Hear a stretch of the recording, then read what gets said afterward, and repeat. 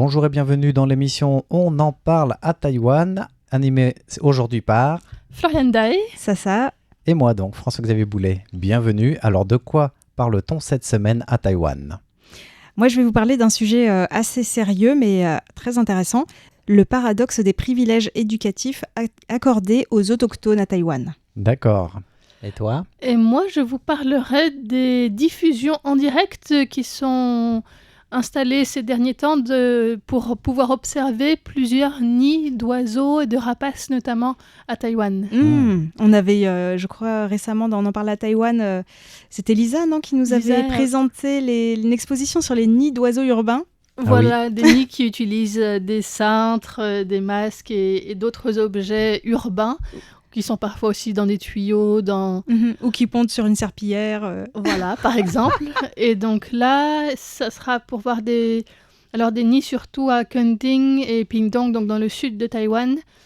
Pas toujours, qui sont plutôt dans la forêt, dans des zones boisées, même si dans un des 3 nids dont je vais parler là, on voit aussi des objets qui n'ont rien à faire dans la forêt naturellement. Ah ouais, d'accord.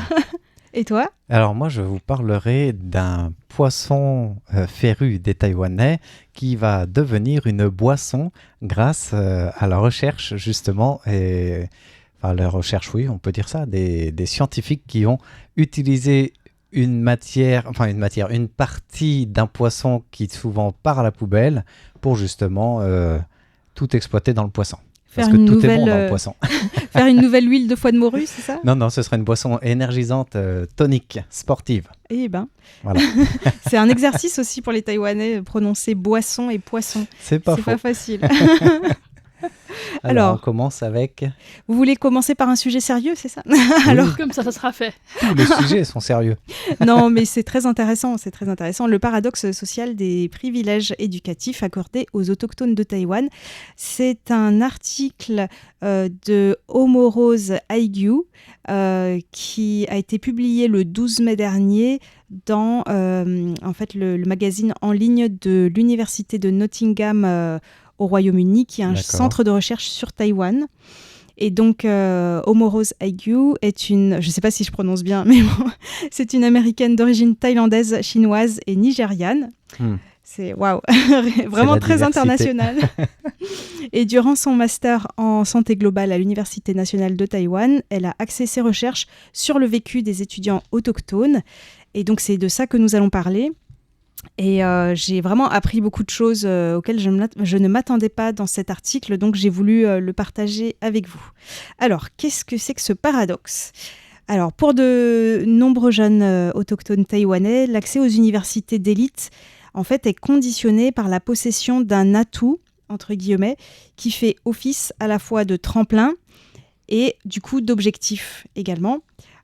Parce que je ne sais pas si vous le savez, il y a une politique d'admission préférentielle à Taïwan pour les étudiants autochtones qui est prévue par la loi et qui exige bien sûr, du coup, pour pouvoir en bénéficier, qu'ils prouvent leur appartenance ethnique pour bénéficier de ce système.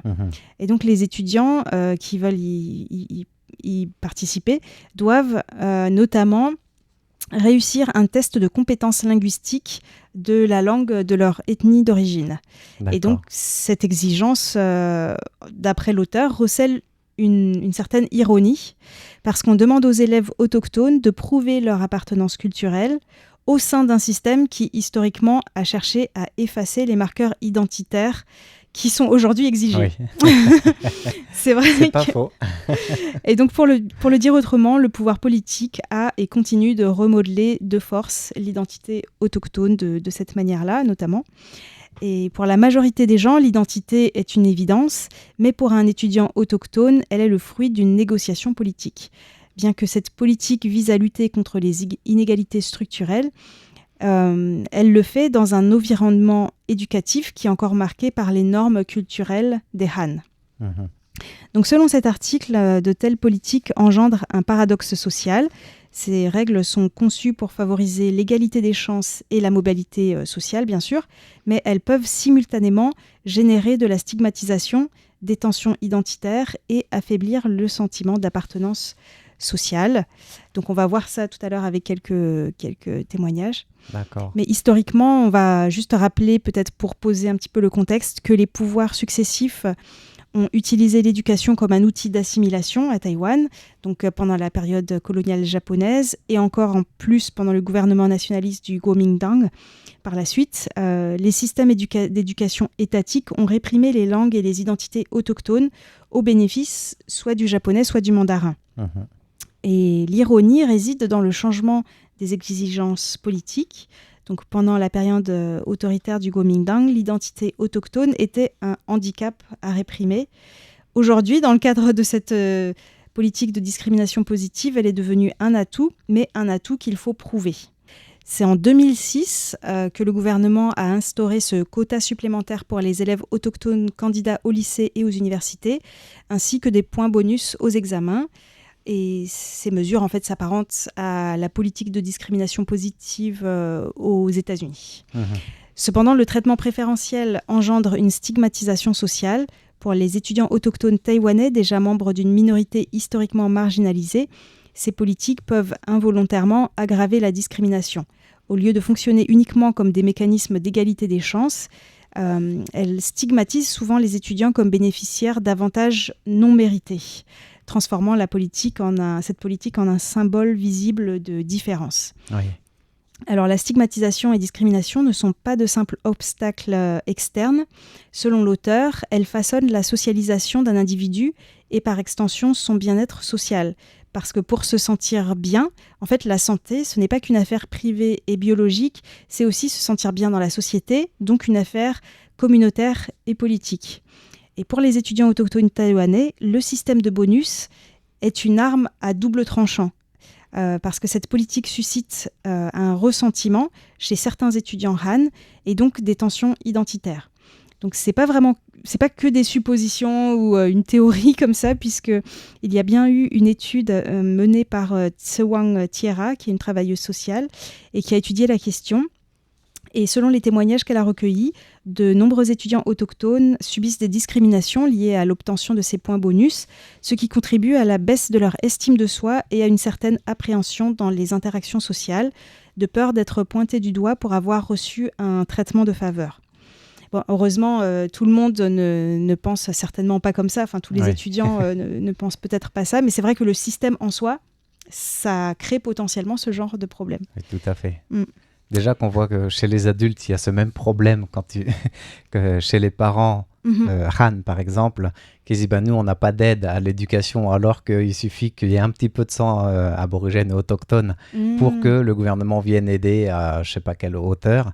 Ils estiment ça aussi comme une injustice sociale sous couvert de discrimination positive. Donc pour les enfants, à mon avis, c'est encore plus compliqué à comprendre en effet. C'est une sorte, pour les autochtones, ça peut être vécu comme une sorte de syndrome de l'imposteur. Oui. En fait. Et donc, on se souvient, par exemple, il y a des choses, des faits qui sont très marquants. Pendant le mois de la liberté d'expression, en plus, de l'Université nationale de Taïwan en 2024, il y a eu une banderole se moquant de ces politiques d'admission des autochtones qui a suscité une vive indignation et contraint les étudiants autochtones à défendre publiquement leur présence sur le campus. De tels incidents relèvent la fragilité de la cohésion sociale entre les Han et les communautés autochtones, selon l'auteur. Alors, parallèlement, il y a une autre problématique. Les migrations et l'urbanisation ont profondément transformé la vie sociale des autochtones. Il y en a beaucoup maintenant qui grandissent loin de leur communauté d'origine. Et ce déracinement culturel peut engendrer aussi une confusion identitaire et un sentiment d'appartenance affaibli. Et la concurrence au sein du système de quotas réservé aux autochtones, parce qu'en fait, il n'est pas ouvert à tous les autochtones. Il y a un quota aussi. Oui. Donc, ça peut engendrer des tensions entre les étudiants autochtones eux-mêmes, ceux issus des milieux urbains et ceux issus des milieux ruraux, qui font parfois ressurgir des traumatismes intergénérationnels dus à l'exode rural. Pourtant, ces conséquences ne sont pas uniformément négatives, souligne quand même l'auteur. Pour certains étudiants, ces exigences liées à cette politique, comme les tests de langue, peuvent susciter un regain d'intérêt pour l'identité et la culture autochtone. Ça peut être un bon atout, mais en même temps, comme tu disais, quand tu as passé des décennies à tout faire pour faire soit disparaître, soit minimiser ces langues, aujourd'hui, c'est compliqué de les apprendre quand tu es un jeune autochtone, quoi. Tout à fait. Et en plus, je me souviens de quelque chose que nous avait dit la linguiste Elisabeth Zeytoun, qui est spécialiste des langues austronésiennes à Taïwan, qui disait que ces tests de langue, en fait, sont très standardisés et donc ça donne lieu à beaucoup de bachotage. Réussir le test. En fait, le test est préparé pour le test. C'est pas forcément ce qui va permettre à une personne de vraiment bien parler la langue dans la vie de tous les jours. Oui, je crois qu'elle avait dit aussi que ces tests étaient tout à fait basés sur du mandarin et des phrases qu'on trouve souvent dans le contexte actuel, disons mandarin, à traduire dans les langues autochtones, et ça ne reflète pas du tout la réalité de chaque groupe non plus, parce que c'est sorti du contexte autochtone, en fait. C'est bizarre. C'est des concepts et des manières de penser différentes aussi, donc de s'exprimer différentes, quoi. Donc on demandera peut-être de traduire un téléphone ou des objets du quotidien actuel qui ne sont pas du tout ce qu'il y a dans le vocabulaire traditionnel de chaque peuple, qui est différent aussi d'un peuple à l'autre. Tout à fait. Mais ça, c'est pas du tout pris en compte non plus dans ces examens qui sont, comme tu dis, très standardisés. Ouais. Alors, il y a quand même un autre point positif, c'est que parmi les témoignages des étudiants, on a pu se rendre compte que les encouragements des enseignants peuvent parfois leur permettre de poursuivre des parcours universitaires ambitieux. Il y a par exemple quelqu'un qui a fait un doctorat juste parce qu'elle a vraiment été encouragée par un enseignant qui lui a donné confiance en elle, la sécurité psychologique nécessaire en fait pour entrer dans ce système. Et donc finalement, en conclusion, ces admissions préférentielles peuvent à la fois ouvrir des portes et créer de nouveaux défis sociaux. Ça soulève des questions importantes. Ces mesures favorisent-elles réellement la réussite à long terme ? Leurs coûts psychologiques et sociaux sont-ils justifiés ? Et comment est-ce que ces mesures façonnent les relations des élèves avec eux-mêmes et avec les autres et la société ? D'accord. Voilà, donc l'enjeu n'est pas seulement l'accès à l'éducation, mais aussi le sentiment d'appartenance. Et l'auteur souligne que le bien-être social ne se résume pas à l'absence de conflit, c'est la présence d'un sentiment d'appartenance solide qui ne nécessite pas de justification constante. Si on est toujours obligé de se justifier, en fait, on a l'impression qu'on ne fait pas vraiment partie de la société. Cette pluralité culturelle, ça doit être une richesse plutôt qu'une différence discriminatoire, quoi. Voilà. Mais il y a encore du boulot. Et donc l'auteur préconise plutôt d'accompagner les étudiants autochtones davantage peut-être par un mentorat culturel, des ressources en santé mentale plus accessibles et une éducation qui aborde de manière critique l'histoire coloniale de Taïwan, parce que c'est important en fait que même les Han connaissent ce qui s'est passé pour les autochtones pour qu'ils puissent être mieux intégrés. Et ce serait peut-être comme ça que Taïwan pourra résoudre le paradoxe dont nous avons parlé. Voilà, il y a encore un petit bout de chemin à faire quand même. Oui. Mais bon, tout n'est pas noir, c'est bien. Tout à fait. Tout n'est pas noir, mais le Milan est noir, ou en tout cas... Là, c'était un petit peu... La perche était très longue. Hein. Oui. On va parler notamment de Milan noir, mais pas uniquement. Il y a plusieurs nids donc, de rapaces qui sont observés en ce moment, puisque dans le sud de Taïwan, c'est la saison de reproduction des rapaces. Oui. Et donc, des chercheurs de l'Université nationale des sciences et technologies de Pingdong ont lancé plusieurs diffusions en direct, dont notamment le nid d'un milan noir, Milus migrans, et le nid d'un serpentaire bacha, je ne sais pas si on prononce bacha ou baka. Oui, bacha. Spilorniscilla, selon son nom latin.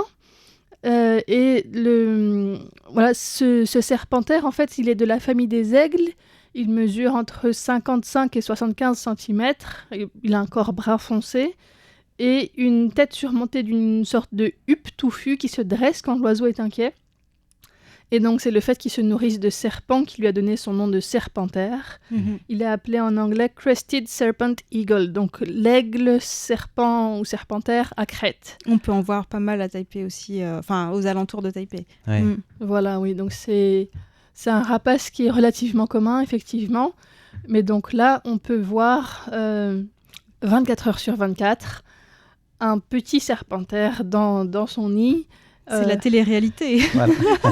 C'est ça, exactement. Et du coup, on voit les interactions entre le petit oisillon et puis ses parents qui vont et viennent, j'imagine, C'est ça, s'occuper de lui, tout ça. Ouais. Ah. Donc Lin Huishan, directrice de Xinjiang Ecological Research, donc un centre de recherche écologique qui est partenaire du projet, a déclaré que ces diffusions offrent justement au public un moyen de se rapprocher de la nature et de mieux comprendre l'écologie locale. Et on peut voir justement les adultes donner à manger aux oisillons. Et ça permet de sensibiliser un petit peu aux questions de sécurité alimentaire, notamment qui touchent les rapaces, puisqu'il y avait la diffusion d'un autre serpentaire Bacha qui avait été interrompu précédemment parce que les oisillons avaient été empoisonnés en mangeant des serpents qui étaient contaminés par de la mort au rat. Oh. D'accord. Bah, c'est une information intéressante Donc, en pas tout de cas. pesticides. Voilà, donc surtout les raticides en fait sont mangés par des... Enfin, les rats morts sont parfois les proies des serpents et les serpents des oiseaux, et donc ça peut tuer les oiseaux et surtout les jeunes qui sont plus vulnérables. Et donc ça sensibilise aussi par rapport à une agriculture plus respectueuse de l'environnement. Je pense qu'il y a encore du travail, surtout pour les rats, vu qu'il y a une dératisation en fait à Taipei là, et je pense Très que important. ça peut être une des raisons pour lesquelles on trouve ce genre de choses. Enfin, je viens juste de penser parce que j'ai vu un serpent mort récemment au bord de la route et il avait pas été écrasé et tout. Je me suis dit mais comment ça se fait? Ça peut être une lié à hypothèse. ça, c'est vrai. Je sais pas. Ouais. Et en fait, ce nid-là, il a été trouvé un peu par hasard quand il voulait à la base mettre une vidéo près d'un nid de milan noir. Et donc, Huang Yunjie, assistant de recherche à cette université des sciences et technologies de Pingdong, a déclaré que le nid surveillé se trouve dans un amandier de Madagascar, dans le nord du comté de Pingdong, donc au sud de Taïwan. Et le nid abrite actuellement un seul oisillon âgé d'environ 30 jours. Donc l'oisillon devrait commencer à se percher sur des branches à l'extérieur du nid d'ici à 1 ou 2 semaines et pourrait commencer à sautiller d'une branche à l'autre dans environ 3 semaines. Donc c'est possible d'aller suivre ces vidéos-là. Je vous mettrai les liens dans l'article qui correspond à l'émission d'aujourd'hui. Et puis on voit aussi après les parents qui encouragent le jeune à voler en lui apportant de la nourriture à proximité. On verra ça plus tard. C'est ce qui est annoncé. Et c'est dans ce nid-là de milan noir qu'on voit un masque, un vieux gant, des déchets humains aussi. Ah oui. Oula. Donc ça, c'est un peu triste. Voilà. Non pas qu'ils ont été jetés directement dans le nid, mais que les oiseaux se sont servis pour faire leur nid. Voilà, ils se sont dit ça fera quelque chose d'un peu douillet. Et donc c'est justement en menant des recherches sur le milan noir que l'équipe a découvert le nid d'un serpentaire Bacha et mis en place cette diffusion en direct pour surveiller un oisillon qui avait tout juste éclos. Et donc, le serpentaire est un oiseau qui construit généralement son nid haut dans la cime des arbres, ce qui rend l'installation des caméras difficile, mais ce nid-là, justement, offrait un point d'accroche plus facile, et donc c'est une occasion assez rare d'observer l'évolution d'un jeune serpentaire Bacha. Et donc, Huang Yunjie a déclaré que les chercheurs avaient craint aussi au départ que l'oisillon mange des serpents contaminés par de la mort au rat, mais finalement, ce qu'ils ont observé, c'est qu'il était surtout nourri par une sorte de grenouille, la grenouille peinte de Malaisie, ou Calula pulchra, et des lézards. Ouais. Oui, c'est sûr qu'un serpent, c'est peut-être un peu long pour ingurgiter ça quand on est un oisillon. Mais justement, aujourd'hui, j'ai regardé un petit peu des vidéos et on voit le parent qui déchiquette la proie en plus petits morceaux et le jeune qui récupère du bec du parent. Il est déjà relativement grand, il se tient debout, il se balade dans le nid, mais il prend... Il prend quand même la béquée quand c'est des... Voilà. Quand c'est des trop gros morceaux, quoi. Ouais. Et à part ça, il y a aussi le parc national de Kending, également donc dans le sud de Taïwan, qui diffuse en ce moment une paire de chitrek azurés. Je ne sais pas si vous connaissez cet oiseau, qui est bleu d'après son nom. On l'appelle aussi le gobe-mouche azuré ou gobe-mouche monarque azuré. Et en fait, c'est un oiseau qui est tout petit, une sous-espèce d'oiseau endémique de Taïwan. Et c'est un tout petit oiseau. Le mâle est bleu presque électrique avec une tache noire sur le haut de la tête, la nuque noire et un fin collier noir. Et le ventre blanchâtre. tandis que la femelle a la tête d'un bleu un peu moins vif, sans les marques noires, et le reste du corps brun-gris. Donc quand on voit la vidéo, c'est très facile de repérer si c'est le mâle ou la femelle qui est en train de couver. Pour l'instant, ils sont en train de couver. Ils ont indiqué que les oiseaux avaient construit leur nid début mai et 2 œufs ont été découverts quelques semaines plus tard. Et les parents se relaient actuellement pour couver les œufs. Les oisillons devraient éclore très prochainement, peut-être la semaine prochaine, et quitter le nid probablement une dizaine de jours plus tard. Donc il y a une diffusion en direct qui est disponible tous les jours de 8h du matin à 17h. Et je vous mettrai aussi le lien vers la page Facebook du Parc national de Kending où vous pouvez retrouver les vidéos de chaque jour qui sont mises en ligne les unes après les autres. D'accord. Et donc le chercheur Yang Chongfeng a expliqué que même si les gobe-mouches azurées habitent normalement des forêts de basse altitude, on les aperçoit rarement parce qu'ils préfèrent les habitats forestiers denses. Et celui-là a fait son nid tout près du bureau de l'administration du parc. Et donc, ça reflète aussi un peu la perte d'habitat et le fait que ces animaux se rapprochent des humains. Mais là, pour le nid, en tout cas, il est fait sur une fourche de branches assez fine. D'accord. Et c'est un peu un nid en cône. Donc, il prend depuis la base de la fourche jusqu'à un peu plus haut. Et les oiseaux sont entre les deux branches. Voilà, donc c'est très joli aussi. Et on peut dire, pour élargir un petit peu le focus, que ces diffusions s'inscrivent dans un courant plus global d'observation de la nature à travers des diffusions en direct de scènes quotidiennes d'animaux très divers et variés. Il y a notamment le réseau explore.org, qui est un réseau mondial de diffusion de la nature en vidéo, donc live, avec aussi bien des pandas ou des éléphants que des vidéos sous-marines aussi. Il y a beaucoup d'oiseaux, autant des rapaces que des colibris, des grues, des pingouins.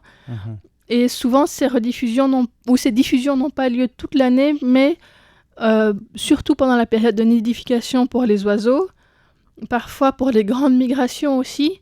Je pense aux migrations d'élans en Suède qui sont retransmises pendant plusieurs semaines et qui sont très suivies dans la population. Et il y a vraiment une sorte d'engouement du public par rapport à ce qu'ils appellent la slow TV, la télévision lente, qui se popularise pour sortir un peu du cycle de l'actualité qui va trop vite, qui cherche le sensationnalisme, qui parle de catastrophes naturelles et surtout humaines, et qui peut être très anxiogène. Et donc là, au contraire, ces caméras permettent de découvrir la nature autrement, de manière très simple, sans voix qui commande tout, qui explique ce qui se passe, où on peut juste observer. Et c'est assez détendant, en fait. Parfois, c'est utilisé aussi par des gens comme bruit d'ambiance, tout simplement parce qu'on peut entendre les oiseaux, la nature environnante. Et puis, parfois aussi, il y a des discussions qui sont ouvertes quand c'est retransmission YouTube. Et c'est très animé avec le public qui donne des noms aux animaux, qui les repère, qui les suit, qui essaie de prédire ce qui va se passer. Donc ça peut aussi être un espace de convivialité pour les observateurs. Vraiment un nouveau format de télé-réalité, comme disait Sasa tout à l'heure. Exactement. Mais parfois, il suffit juste de planter des choses, d'aller dans un parc et on peut voir de très belles choses aussi. Tout à fait. Oui, on peut faire ça en live sans passer par une caméra. Ouais. Alors, on va reperdre un peu d'altitude puisque des oiseaux, on va passer aux poissons maintenant. Et pas n'importe lequel, le mérou à Taïwan, c'est un des poissons les plus appréciés en Asie en général, mais à Taïwan aussi, pour sa chair de qualité. Et Taïwan exporte même de grandes quantités de mérou en filet ou en produits retravaillés, congelés ou frais d'ailleurs aussi, sur les différents marchés plus proches, voire plus lointains internationaux. Et le mérou, du coup, c'est des produits à valeur ajoutée pour Taïwan. Et dans un monde de l'industrie agroalimentaire où on essaye de perdre le moins de choses et surtout de ne pas faire de gaspillage pour répondre à la demande mondiale, mais aussi tout simplement pour une question pragmatique, eh bien, des chercheurs se sont dit le mérou, c'est bon, mais tout doit être bon dans le cochon, donc tout doit être bon aussi dans le mérou. Y compris la tête. Et souvent, la tête, c'est pas tout le monde qui mange une tête de poisson. Parfois, certains mangent des yeux de poisson. J'ai vu ma belle-mère le faire, je lui laisse le soin de continuer. Et généralement, ça termine tout simplement dans les ordures. Ah bon, mais on pourrait faire des super croquettes pour chat avec ça, quoi, mais bon. On en fait des soupes, on en fait des choses, mais souvent ça part dans Non, mais je veux dire pour compost. les industriels. C'est vrai que ça pourrait, oui. Ils peuvent faire des croquettes pour chat, non? Eh ben, les recherches des technologies taïwanaises font qu'il y a une équipe de l'Institut de recherche halieutique rattachée au ministère de l'Agriculture qui a coopéré avec des chercheurs et étudiants de l'Université catholique Fujian pour mettre en place une exploitation encore méconnue de la tête de mérou. C'est tout simplement le réduire en poudre qui devient une boisson, on le disait dans l'introduction, donc sportive, riche en protéines. Voilà, donc jouer sur la protéine du poisson, et il y en a beaucoup dans la tête du mérou, pour pouvoir justement l'exploiter, parce qu'en général, en moyenne, d'après les données du ministère de l'Agriculture, c'est quand même 20% de la chair qui reste attachée à la tête ou autres sous-produits après le découpage du poisson et qui partent comme ça à la benne. 20%, c'est pas rien. Donc si on peut l'exploiter, c'est encore mieux. C'est moins de pertes économiques, moins de gaspillage alimentaire, un problème environnemental lié aux déchets de transformation qui est résolu du même coup, qui sait. Et du coup, l'idée de chercher une solution durable, c'est avec l'Institut de recherche halieutique de rajouter une valeur ajoutée à ce déchet pour le transformer en complément nutritionnel. Et c'est là qu'ils se sont intéressés aux différentes manières de réduire la chair de mérou en poudre protéinée. Et du coup, bien sûr, il faut retirer les os, la mâchoire de la tête, mais une fois qu'il reste une matière plus molle, que ce soit la chair, voire même des cartilages, ils se sont rendus compte, avec les recherches par microscope, qu'il y a encore beaucoup de protéines et que les chercheurs de l'université Fujian ont proposé de procéder par hydrolyse, c'est-à-dire décomposer les protéines qui restent dans la chair du poisson qui est récupérée comme ça, et ça devient un élément plus facile après à absorber par l'organisme, parce que c'est pas directement déjà de la chair qui va s'abîmer, c'est déshydraté, donc ça devient une poudre comme cela, et la teneur en protéines reste très forte. Voilà, donc l'idée de faire de cette poudre une boisson après, on rajoute de l'eau et voilà, ça fait une boisson. C'est une concentration ou un concentré de protéines. Alors, dit comme ça peut être intéressant pour les sportifs, mais leur dire tu vas prendre de la poudre de poisson, ils ont peut-être envie d'un autre goût, donc il y a encore des défis à relever pour que ce soit vraiment on peut rajouter d'autres choses dedans commercialisé. Alors oui, au niveau du goût, parce que c'est probablement pas juste cette poudre de tête de poisson, j'imagine qu'il y a d'autres choses qui sont rajoutées. Il y a des extraits soit de citron, soit d'autres choses. Ils rajoutent pas de sucre justement pour que ça reste une boisson saine et pour les sportifs, même professionnels. Il y a des kinés qui se sont intéressés par ce projet, qui se sont rapprochés de l'Institut de recherche halieutique en demandant à ce que cette poudre puisse aussi être un complément nutritionnel pour des patients qui ont besoin de développer la masse musculaire, notamment. Voilà, ou alors en travail de rééducation, ça peut être un complément intéressant. Donc, bien sûr, tous les consommateurs intéressés par ces types de compléments alimentaires, il n'y a pas besoin d'être un patient ou d'être un malade pour avoir ces compléments alimentaires. Ça marche aussi. Donc, le marché, ce n'est pas un marché de niche, c'est prometteur. Et les expériences scientifiques montrent que c'est pas qu'une bonne idée, quoi. Ça se réalise réellement. La poudre protéinée vient vraiment être absorbée dans l'organisme. Il y a eu des tests qui ont même été faits, des tests cliniques sur, j'allais dire des cobayes, je ne sais pas si on peut dire des cobayes, des tests qui ont été faits sur des souris de laboratoire, mais qui ont été faits aussi sur des humains. Et les souris, elles ont pu courir 1,62 fois plus longtemps que d'habitude après avoir pris cette boisson énergisante de poisson. Pas mal. Et les Tout humains simplement parce que leurs réserves en glycogène musculaires ont été multipliées par 1,64 fois. J'ai pas les chiffres pour les humains, mais on parle de meilleure endurance pour ceux qui le testent en clinique actuellement. Une résistance accrue à la fatigue, donc ça donne aussi des résultats qui n'étaient pas prévus dans la recherche. On pensait que ça allait un peu, doper l'organisme, etc., mais non pas avoir, en plus d'une meilleure endurance, une résistance à la fatigue. Enfin, c'est des choses cumulées qui sont très intéressantes, des résultats tellement encourageants que aujourd'hui l'Institut de recherche halieutique veut un développement futur d'un complément, bon, amélioré certes, mais pour les sportifs professionnels. Voilà, donc il y a les enjeux économiques, environnementaux, comme on disait. Il y a des enjeux aussi de la recherche qui peut toujours aller un peu plus loin. Et pourquoi pas commercialiser ce produit, sachant que la première phase de test commercial a déjà eu lieu en fin d'année dernière auprès d'un magasin sur le campus de l'université Fusion pour des mini portions comme ça de boissons énergisantes solvables, on dit ? Ouais, solubles. Solubles, merci. Voilà. Mais une fois qu'on a tout bu, on est solvable du prix de cette boisson soluble. Voilà. En tout cas, l'étape essentielle est passée parce que le test a marché. La recherche scientifique a porté ses fruits. On est déjà maintenant à une production petite, mais en vue d'une production industrielle de plus grande envergure, quoi. Pour conclure, peut-être, j'ai vu récemment passer un article qui disait que 40% des personnes âgées ne mangeaient pas suffisamment et en particulier n'avaient pas suffisamment de protéines dans leur alimentation. Donc ce serait peut-être intéressant de voir aussi comment ça pourrait essayer de pallier aussi un petit peu à ce manque. Ah oui. Peut-être. Voilà. À suivre en tout cas. Bah oui, après le bubble tea, peut-être, après le thé en feuille, le bubble tea, bah peut-être que la troisième boisson la plus connue de Taïwan deviendra la tête de Mérou. Écoute, on ne sait jamais. En poudre. Faudra trouver un nom un petit peu plus alléchant peut-être. Ça c'est sûr. Voilà, bah c'est ainsi que se termine On en parle à Taïwan, qui était présenté aujourd'hui par Floriane, Fix et Sasa. Bye bye. Au revoir. À bientôt.